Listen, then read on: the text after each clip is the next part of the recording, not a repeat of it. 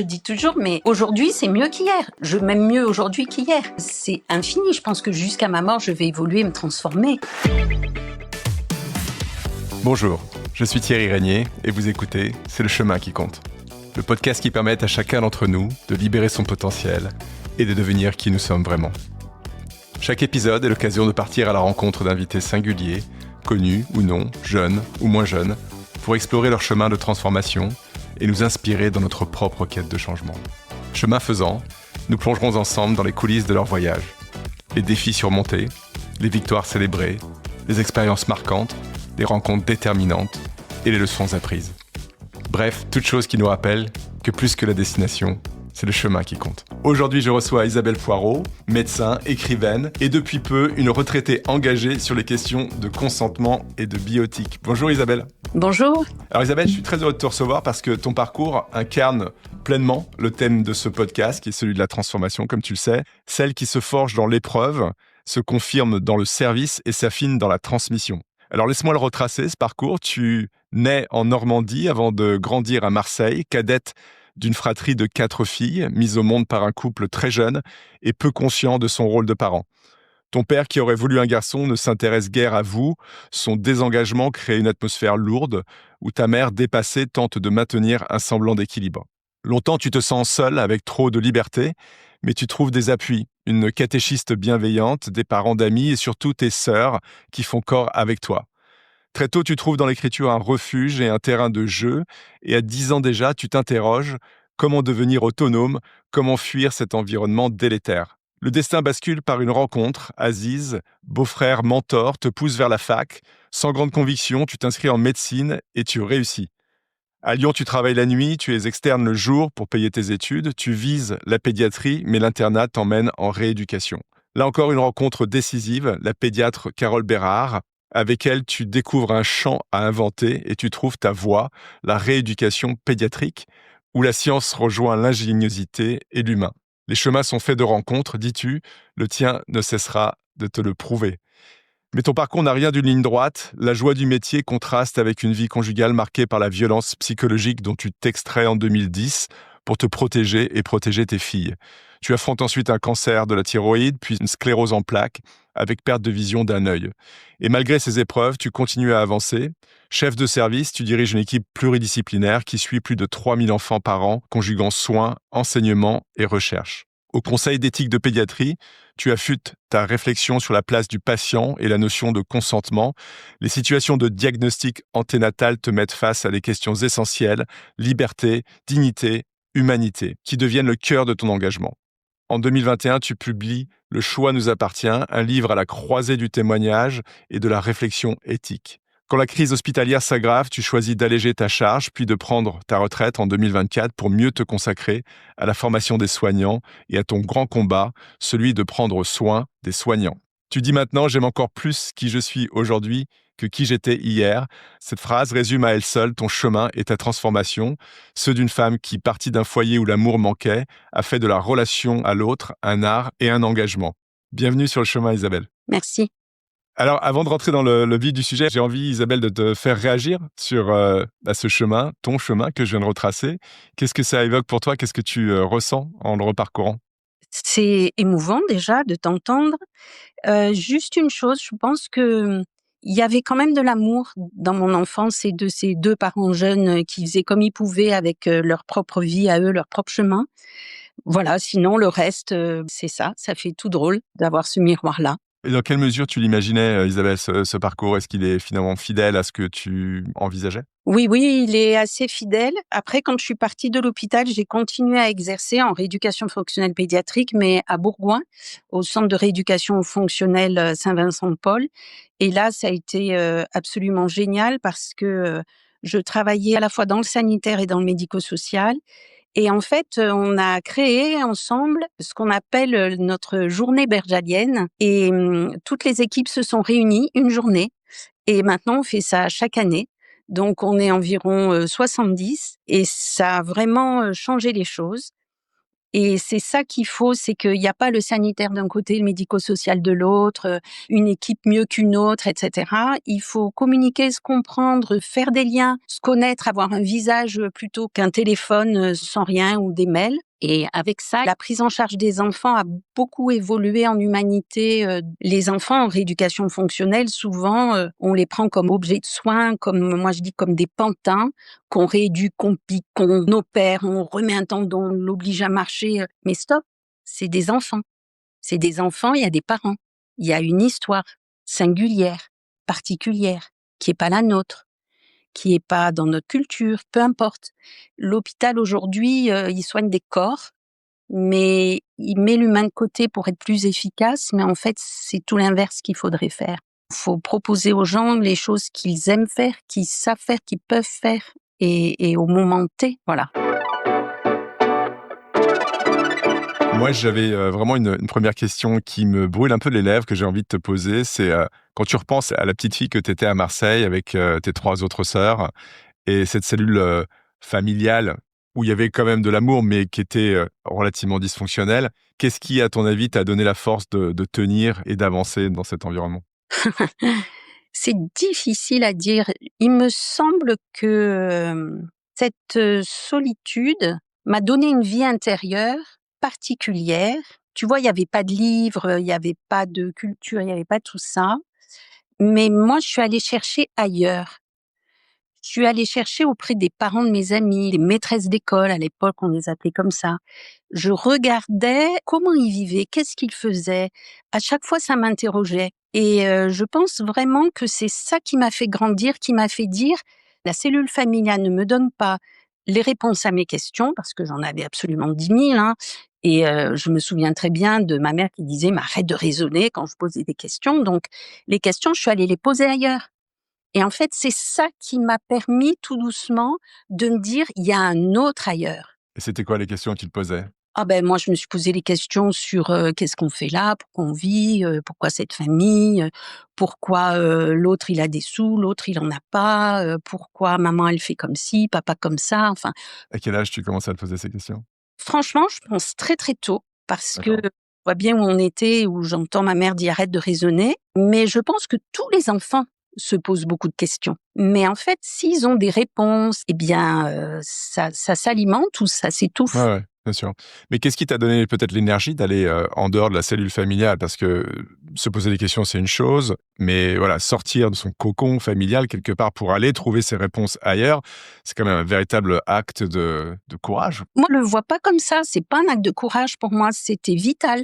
C'était une question de survie. Je disais, moi, j'étais encore en primaire, j'ai commencé à écrire sur un cahier de travaux pratiques, j'ai commencé à écrire un conte avec un dessin d'un côté et l'histoire de l'autre. Et un jour, une maîtresse d'école remplaçante a fait une proposition et a dit: «Ben, est-ce que vous voulez pas qu'on écrive un conte?» et cetera. Et moi, j'ai cru en elle et je suis allée lui dire: «Ben, moi, j'en écris un déjà», donc je lui ai apporté. Et elle a pas dit non, elle a pas jugé. Le fait même de prendre ce cahier, de le regarder, ce cahier a existé. Oui, et par-delà le cahier, c'est toi qu'elle a fait exister. Voilà, voilà. Et qui fait qu'après, tu as plus peur d'écrire, quoi. Bah, merci de ces, 1ers, échos de ton enfance. Alors, tu sais, Isabelle, ce podcast, il traite de la transformation. Mmh mh. On voit que dans ton parcours, il y en a eu, plusieurs et on va, les parcourir. Est-ce que toi, dans un premier temps, tu peux partager avec nous, comment tu as pris conscience de ce potentiel de transformation? Comment tu savais qu'en toi, il y avait un germe qui te permettrait d'être, autre chose que ce que tu étais? Et puis, la manière dont tu as procédé pour trouver ton chemin? Alors, les études de médecine, tu vois, je les ai commencées à Marseille et c'était extrêmement dur. Le milieu ne me convenait pas, j'étais pas de ce milieu et puis il fallait, ne pas avoir de sentiments. Très tôt, à mon époque, on faisait de la découpe anatomique sur les cadavres, tout ça, et à l'époque, on est très jeunes pour faire ça, donc on nous endurcit en tout.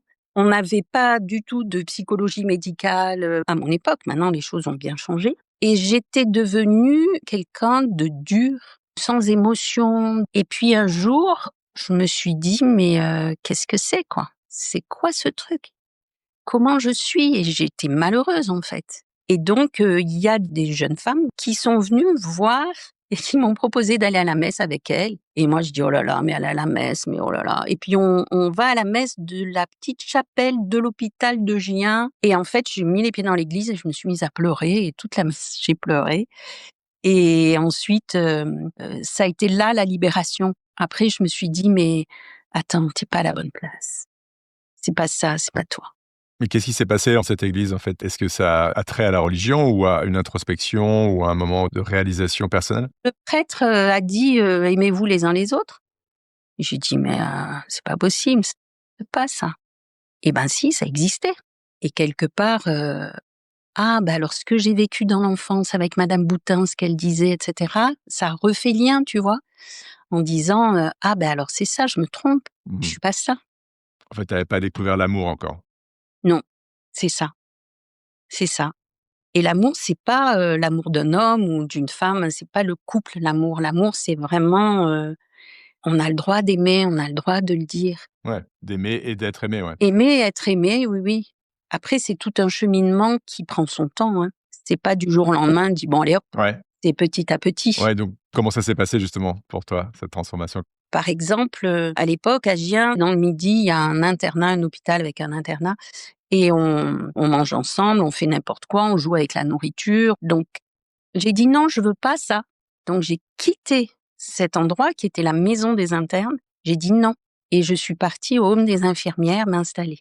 Et ça a été déjà un non qui m'a fait du bien. Et commencer à dire non, à dire, «Non, non, tu peux être toi, tu peux déranger, tu peux ne pas être aimé par les autres, pas apprécié. C'est pas idiot d'être gentil». Et donc la première fois qu'on dit non comme ça, le non qui dit: «Je ne suis pas ce que vous me proposez d'être», c'est difficile, mais c'est un pas qui après, permet tous les autres pas.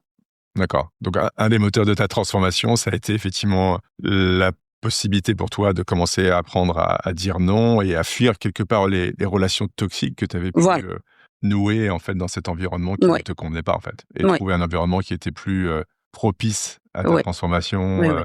Et puis, tu sais, quand j'ai commencé à me transformer, j'ai trouvé des médecins extraordinaires, Mmh. des soignants extraordinaires et qui me correspondaient. En fait, une fois que j'ai dit non à ce milieu où j'étais, eh bien, une fois que j'ai dit non, ça s'est fait tout seul. Il y a ce premier pas de dire, non, non. Et est-ce que tu as le sentiment aujourd'hui finalement d'être, vraiment pleinement toi-même? Est-ce que tu t'es complètement rapproché de toi-même? Est-ce qu'il y a encore un cheminement? Ah moi, je chemine toujours, je dis toujours, mais aujourd'hui, c'est mieux qu'hier. Je m'aime mieux aujourd'hui qu'hier. C'est infini. Je pense que jusqu'à ma mort, je vais évoluer, me transformer et être plus sage, meilleure, tu vois, plus dans le vrai amour, voilà, ça s'arrête jamais. Et qu'est-ce qui te donne cette énergie pour continuer à te transformer, en fait? Qu'est-ce qui te donne envie de continuer à progresser? Je me sens nettement mieux, je suis entourée de gens qui sont chouettes, j'ai le sentiment d'être utile, d'apporter. Tu vois, là, on va créer un petit groupe avec des soignants pour que, je puisse les accompagner un petit peu. Parce que maintenant que je suis à la retraite, je me dis: «Ce qui est très, très important, c'est de prendre soin des soignants». Mmh mh. Les soignants, ils peuvent pas bien soigner s'ils sont pas aimés, s'ils sont pas soignés eux-mêmes. Donc il faut prendre soin des soignants. Et prendre soin des soignants, c'est les écouter, les aider à dire, non, là, tu peux dire non. Des petites choses, tu vois, sur la question du consentement qui est pour moi vraiment être en accord complet avec soi-même. C'est-à-dire que c'est un oui, le consentement, mais que tu vas te donner à toi. Tu te le donnes à toi et après tu le donnes à l'autre. Ou alors tu le donnes pas. Mais c'est d'abord être en accord avec ses valeurs, ses préférences, s'aimer ta préférence à soi. Ça, c'est un sujet, je sais, qui t'est cher. Tu as même, commis un livre sur, le sujet. Je crois qu'il y en avait un autre en préparation sur ce thème du consentement. Est-ce que tu veux nous en parler un petit peu et pourquoi c'est un thème qui t'est si cher?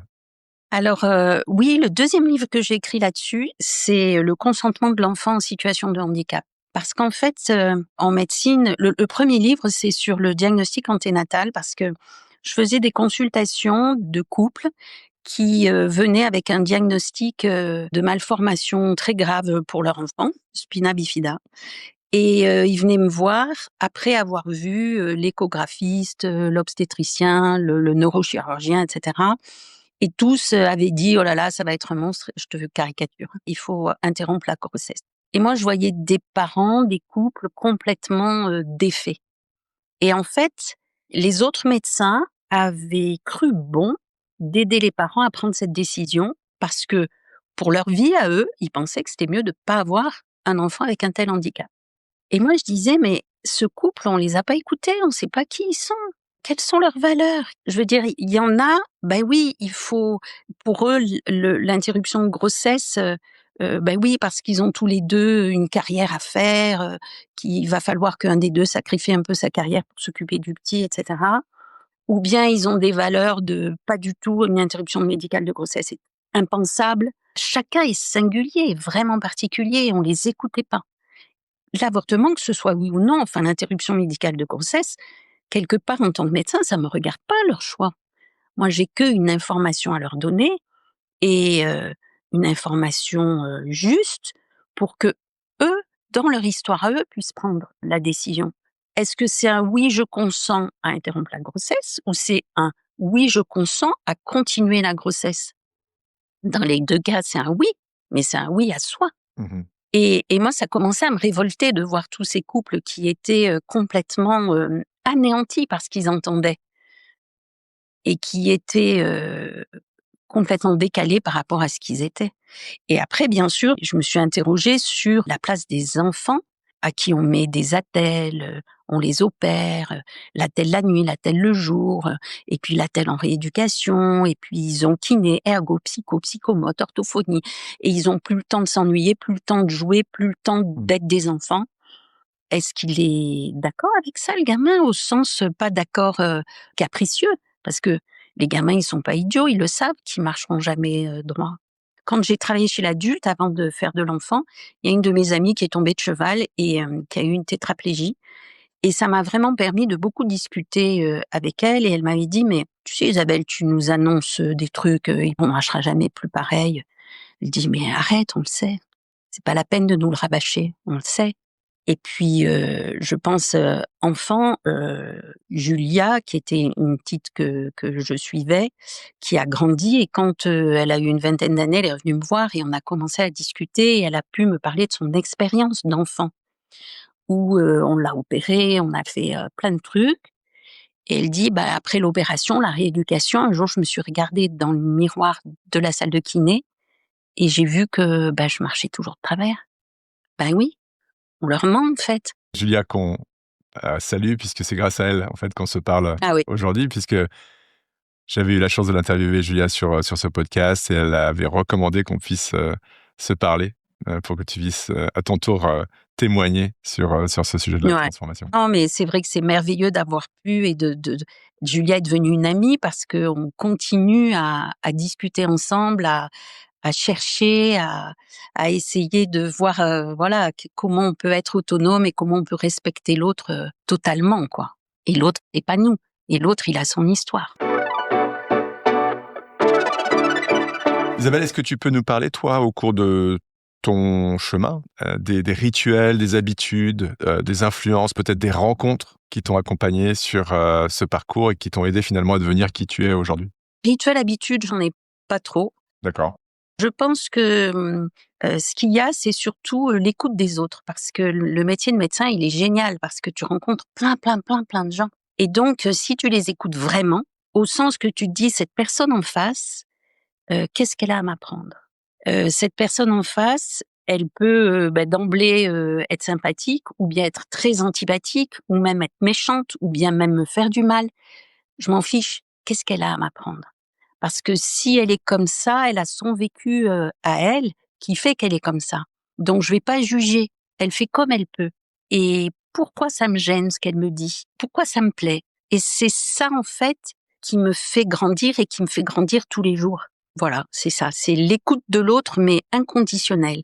Alors, tu dis que tu as pas de rituel, mais je pense que si on avait plus l'habitude d'écouter activement les autres, avec une grande qualité d'écoute comme tu le dis, je pense que ce serait vraiment utile pour chacun d'entre nous. Donc je pense que ça, c'est un bon rituel, une bonne habitude que tu as développée néanmoins. C'est merveilleux quand, on commence à arrêter de juger, à dire, «Elle est moche, elle est belle, elle est riche, elle est pauvre», donc tout qu'on classe dans des trucs qu'on nous a appris. Mais ça, tu dirais que tu l'as appris ou tu l'as eu dès le départ, cette qualité ou cette capacité d'écoute active, de vraiment rentrer en résonance avec les autres, en empathie quelque part? Moi, je trouve que c'est depuis longtemps parce que quand il y a pas de livre, Eh bien, tu peux pas apprendre avec les romans et les histoires des livres. C'est les autres, en fait, qui sont les livres. Mmh. Et tu vas lire dans la vie de l'autre les choses dont tu as besoin pour te nourrir et évoluer, tu vois. C'est très beau. En fait, c'est une espèce de culture orale et un apprentissage, lié à ce qui t'est communiqué. Donc si tu ne sais pas écouter, en fait, tu ne progresses pas, tu n'apprends pas. C'est ça, tu catalogues, tu mets dans des cases Mmh. et puis tu peux pas avancer. Et c'est idiot de mettre dans des cases parce que si tu mets dans une case, tu peux pas le sortir de la case. Alors que si tu es à l'écoute, bah, tu vois qu'il a cheminé, qu'il est faible comme toi, qu'il est en manque comme toi et qu'est-ce qui fait résonance comme moi et qu'est-ce qui, au contraire, s'oppose à moi et pourquoi ça s'oppose. Et tout ça, c'est intéressant, en fait, pour grandir soi-même, pour se connaître mieux et puis pour savoir, bah, qu'est-ce qu'on a envie de prendre. OK, OK. Comment toi, Isabelle, tu as géré les moments de doute ou d'incertitude, peut-être liés à des critiques ou des jugements que tu as reçus sur ton chemin? Comment tu les as adressés et surtout dépassés? Alors, je prends un papier, un crayon et j'écris. Donc déjà, ça me permet de prendre du recul. Parce que sur le papier, je peux écrire tout ce que je veux. Toutes les insanités, toute la colère, toutes les ambiguïtés, voilà. Et en fait, ça permet vraiment de prendre un premier recul. Et puis, il y a des moments où ça a été très, très difficile dans ma vie. J'ai fait appel à des professionnels, à des psychologues. Il y a eu 3 étapes dans ma vie où vraiment je me suis fait accompagner par des professionnels. Le professionnel, c'est un être humain, il écoute, c'est son boulot. Et en fait, le fait de parler à quelqu'un, ça permet aussi de se dire: «Ah oui, là», au lieu de tourner en rond, Que quelqu'un te tende un miroir? Ouais, voilà. Moi, je trouve que dans les moments difficiles et tout, faut pas hésiter à se faire accompagner. d'accord. Donc dans un premier temps, ta méthode, c'est, pour finalement désamorcer la situation, écrire, donc jeter sur le papier, tout ce qui t'habite, pour désamorcer. Ensuite se faire accompagner parce que, comme dit le proverbe africain, «Seul on va plus vite, mais ensemble on va plus loin». Donc avoir, un accompagnant qui te permet de mettre en relief un certain nombre de choses que tu ne vois pas toi-même parce que comme tu le disais Ouais. justement, on est en boucle et là il y a quelqu'un qui te tend un miroir qui te permet de mieux comprendre, de mieux te voir. Ouais. Quel impact, toi, tu dirais, ta transformation personnelle, Isabelle, a eu sur toi-même, dans un premier temps, et puis sur les autres également? Le bonheur, le bonheur que je n'avais pas, j'étais pas heureuse avant. Et maintenant cette transformation, elle me permet vraiment, d'être de plus en plus heureuse, de plus en plus tranquille.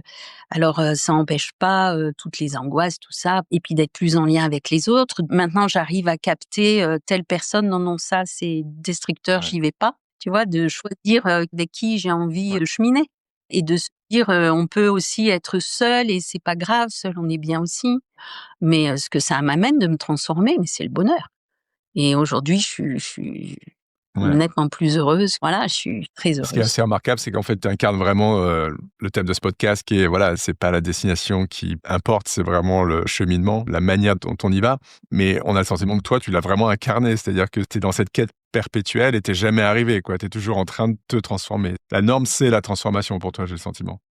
Exactement, exactement. Je vois pas comment je pourrais faire, sans me transformer toujours, sans apprendre toujours, sans Mais en fait, ce qui m'interloque, mais plutôt m'interpelle, c'est, comment tu fais, pour conserver cette énergie de transformation, permanente?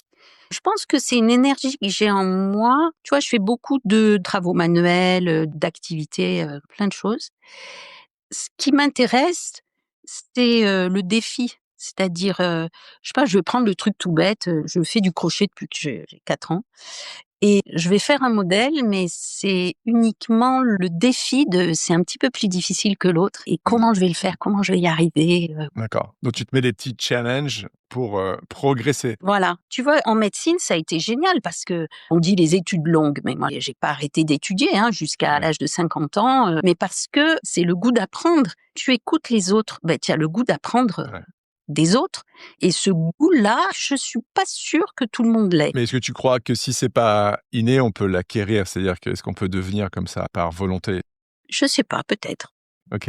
Mais en tout cas, l'indication que tu donnes, c'est que t'es jamais arrivé si tu as vraiment envie de t'améliorer, de se mettre des petits challenges, de continuer à apprendre, de t'ouvrir à l'autre, d'écouter activement et authentiquement, c'est comme ça que tu progresses et c'est comme ça que tu te transformes, peut-être même sans t'en rendre compte.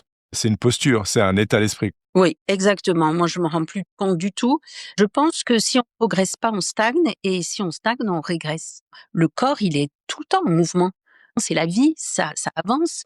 Et en fait, dans la tête, c'est pareil, ça avance. Et si tu avances pas, tu es pas dans la vie. Voilà, je vois pas comment c'est possible de ne pas avancer tout le temps. Parce que rien n'est acquis, tout peut arriver.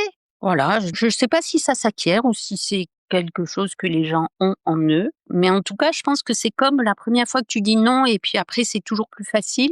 La première fois que tu vas en te disant: «Bon, je vais grandir, je vais apprendre, tiens, c'est chouette ça». Tu vois? C'est vraiment crescendo, c'est exponentiel. Ouais, j'ai le sentiment que ces compétences-là ou ces connaissances-là, elles sont transférables. C'est pas quelque chose que tu as dans ton ADN, tu peux l'apprendre. Apprendre l'écoute active, apprendre de se challenger, de s'intéresser, enfin, c'est des choses qui peuvent se transférer et s'apprendre. Oui, oui, bien sûr, ça peut s'apprendre. Apprendre, c'est pas forcément lire des livres d'intello, pas du tout. Il n'y a pas besoin d'être un intello pour progresser. Il y a juste besoin d'aller écouter l'autre, quel qu'il soit. Je disais à mes enfants quand elles étaient petits, je leur disais: «Il faut que vous sachiez entrer dans toutes les maisons». Voilà. Super. Quel conseil, toi, Isabelle, tu aurais à donner à quelqu'un qui cherche à entamer son chemin de transformation, quand on est vraiment au début et qui aurait bien besoin de conseils? Qu'est-ce que tu aurais à lui dire? J'ai envie de dire, osez dire non aux choses qui ne vous conviennent pas. Osez aimer parce que ce n'est pas une faiblesse. Et si d'autres profitent de cet amour que vous donnez, c'est leur problème, c'est pas le vôtre. Ne vous empêchez pas d'aimer. Voilà, c'est les 2 choses. Oser dire non et oser aimer.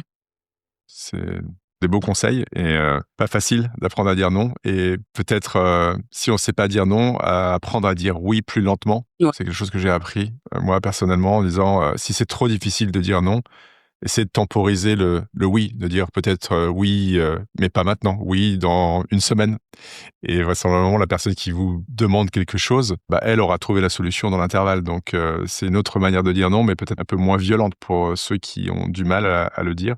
Ah oui, oui, dire non, ça veut pas dire être violent avec l'autre. Ouais. On peut dire non avec, douceur. Ouais. Voilà, très, très important ce que tu dis. Dire non avec douceur. L'autre, il a pas besoin d'être agressé avec ça. Mmh. Il a juste besoin de savoir que vous vous positionnez dans le non. Ouais et l'autre chose que tu dis sur l'amour, je trouve ça superbe, de dire, ne vous empêchez pas d'aimer parce que votre amour pourrait être rejeté, quoi et donc n'arrêtez pas d'aimer pour cette raison. C'est difficile aussi, mais je trouve que c'est absolument indispensable pour le bien de l'humanité et de soi-même. C'est la clé. On arrive bientôt à la fin de notre conversation, Isabelle. À quoi ça ressemble pour toi la suite du chemin? Est-ce que tu l'as imaginé? On voit que tu es super active, il y a plein de projets, mais est-ce qu'il y a des choses que tu as imaginées pour la suite? Alors j'ai imaginé plein, plein de choses, mais il y a un événement, qui date, de la semaine dernière.